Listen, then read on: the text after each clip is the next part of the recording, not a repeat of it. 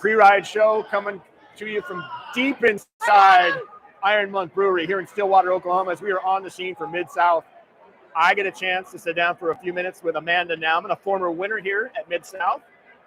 How are you? What's going on? Hi, Jim. I'm good. How are you? I'm great. We're in Oklahoma. I know. It's Bakersfield, Oklahoma, Yeah, these far-flung places that we get to hang out exactly. at. Well, let's start first at Bakersfield. Yeah. Driving in, I did see some cattle and things like that. Do we expect any bovine or cow or bull activity here in Oklahoma? Yes, but there's fences. Okay, good. So I think we're okay. Bakersfield, they just let them run wild. Yeah. Here we're gonna pen them in. Yes. Okay, good. How did that go for you in Bakersfield? What was that day like?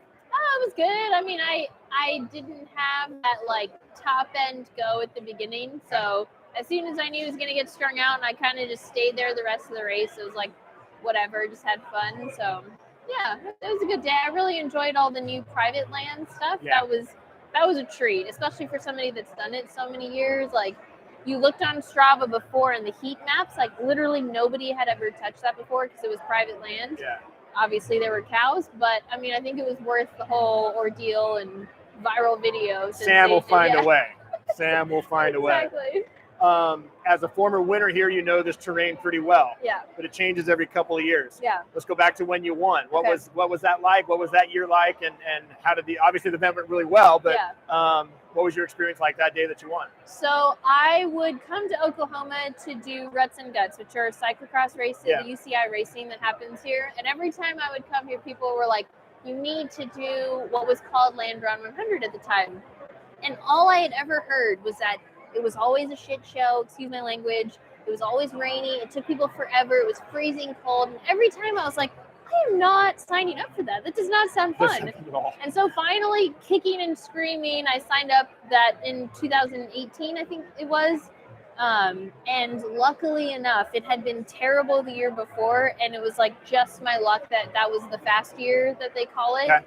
Where we had no weather, the roads were perfect, it was super fast. Okay. So I say I got lucky because like as soon as I showed up, the weather was perfect. But yeah, I signed up for it with the intention of knowing I was going to have like a terribly crappy day. And then I got that in 2020. So yeah, I got it eventually, but I lucked out the year that I won. Yeah. Now this year, a little change. We got some weather coming in tonight. It's supposed to give us maybe a couple inches of snow. Yeah. Race day Saturday, temps not maybe above the high teens in the morning. Right. You're a cold weather person. You kind of like it rough like that. Yeah. What do you do personally that helps you perform well in these really cold temperatures?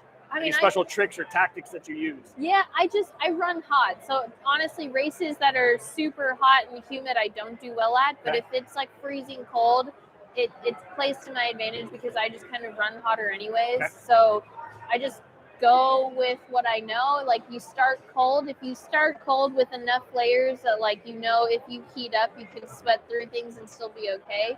That's kind of how I approach it. But yeah, luckily I can just keep riding with it because I burn hot. How's the off season been for you? Like, has the training normal? Are you at a level right now to kind of kick off the season at a level of fitness that you feel really comfortable with? Yeah, definitely. I think, like we talked about before Bakersfield, I got to do some cross racing, and that was like a nice little build up of the top end. Rev the engine really high. Yeah, coming into these gravel races. But yeah, the last time we talked, like freaking Mariah Wilson has just been crushing it. Like, and then when we started in Bakersfield, she was so strong, and it was just, I was like, I literally can't even ride with that right now. But I was impressed. I was like just in awe of the kind of power that she was putting out. And I was like, I'm not there yet, but like, damn girl, I'm impressed. So I'm like getting there. We'll get there eventually, but yeah, it's a work in progress. She's certainly drawn a lot of looks and a lot of great appreciation for her abilities. Yeah, definitely. But there's a lot of women now that have come into the gravel sport, either from the World Tour side or being loaned into the world or into this world from the World Tour side, raising the bar really high on the female side. It's a good thing, yeah? Yeah, oh yeah, definitely. I mean, honestly, when I started doing this stuff, I was always like a little bit insecure about like, oh, who cares? Amanda's doing gravel, like nobody else does gravel. But I love that there's just so many strong women doing it now, because not only does it legitimize this discipline that we've been trying to make like a real thing for so long, but it makes it like a more fun race to pay attention to, because it's not just, the top few that are leagues beyond everybody else. Yeah. Now it's like literally 30, 20 deep, Yeah, right? yeah. So it's fun in terms of actually paying attention to the racing, and it's fun for me because I have people to actually race more. So yeah, it makes for more dynamic racing, and from an audience's perspective, it makes for more fun like racing to actually pay attention to. From that perspective, do you prefer a mass start, or would you prefer a women's only wave that got started 5-10 minutes behind the men? So I prefer the mass start from the perspective of like, I like having a lot of other people that are at my speed. Now, if the women's field keeps growing to an extent that all of a sudden there are a lot of other women that are also my speed, then I could start leaning towards a women's start. But for me, the reason why the mass start is so fun is because, watts per kilo, there's just a lot of people at my speed period that can make a group and make it fun. But if the women's field keeps growing in the sense that I can also have that same dynamic with a bunch of other women, I'm on board with that if, like, given course conditions in the event, it makes sense. But yeah, for me, it's all about like the people and riding with everybody, and like the more the merrier. So yeah. Ambitious calendar for you this year? Do we have a lot of dates out there? We're going to try and hit all the big races, or how does it look like for you? I mean, mostly Lifetime Grand Prix, so that's the main thing. Yeah, it's basically Mid-South, and then everything kind of kicks off for Lifetime Grand Prix. What's your advantage in the Grand Prix, knowing that we're mixing mountain biking with gravel? Like, where when you look at it, you say, here's why I have an advantage to win the overall Grand Prix? I mean, I would say bike handling, and honestly, where I grew up racing, the U.S. Cup mountain bike series and all the stuff that Tedro did.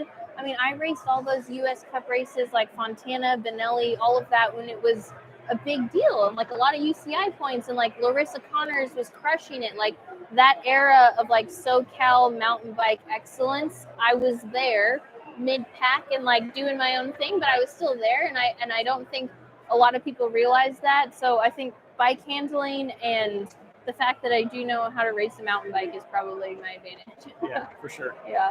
And we can't go anywhere without talking about your event coming up. We're finally going to get that handled this year. Yes. Let's talk about that. Mammoth Tough.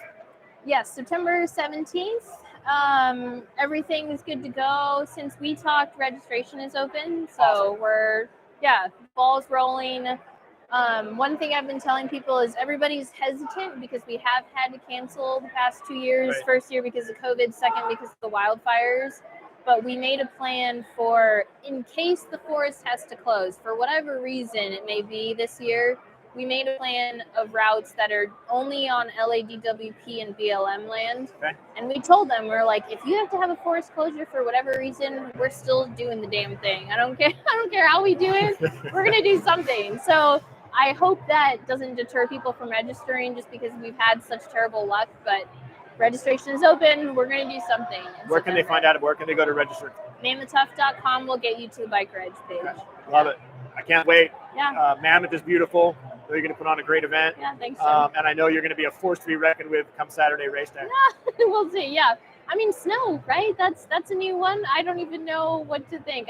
I saw some of the roads today. Bobby thinks of everything, right? Dude, there's a couple of roads where like you're riding along and you think everything's great, and we went in free road today, and like it was gonna be like this right-hand turn onto the muddiest, gnarliest road I've ever seen. I was like, what is Axle this? high in mud. Yes, no, seriously, like the cars they're like pools of water, and I was like, okay, we're still gonna get our Mid-South experience no matter what. So. Well, anybody can handle it. You can. Former winner Amanda Nauman joining us here on the Free Ride Show presented by FSA. We'll be here all weekend with live interviews on the spot. We're here right now at Iron Monk enjoying the beer release party. Lots more to come. Thanks for tuning in.